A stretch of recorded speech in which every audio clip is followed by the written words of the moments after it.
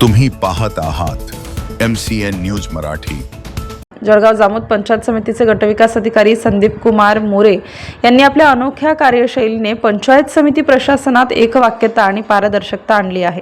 पंचायत समिती अंतर्गत राबविण्यात येणाऱ्या विविध योजनांचा लाभ सर्वसामान्य लाभार्थ्यांपर्यंत पोहोचवण्यासाठी गटविकास अधिकारी मोरे सदैव प्रयत्नशील असतात। त्यामुळे जळगाव जामोद पंचायत समितीने विभाग तसेच राज्यस्तरावर विविध पुरस्कार प्राप्त केले आहेत।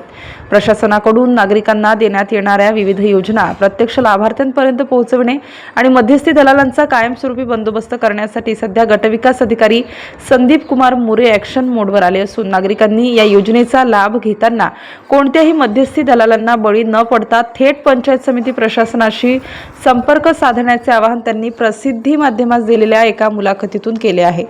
MCN न्यूज मराठीकरिता गजानन सोनटक्के, जळगाव।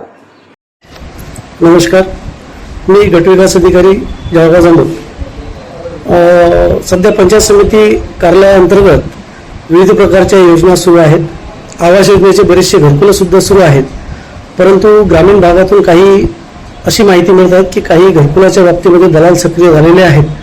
माझी सर्व लाभार्थ्यांना विनंती आहे की घरकुल योजनेसाठी किंवा हप्ते वितरित करण्यासाठी कोणतेही पैसे लागत नाही, त्यामुळे अशा लोकांपासून सावध राहावे आणि कोणीही जर असे पैसे मागितले तर सर्वांनी माझ्याशी संपर्क करावा। माझा मोबाईल क्रमांक 9922 71 27 74 हा आहे। तसेच बांधकाम विभागाच्या संदर्भामध्ये सुद्धा काही बाबी माझ्या निदर्शनास आलेल्या आहेत।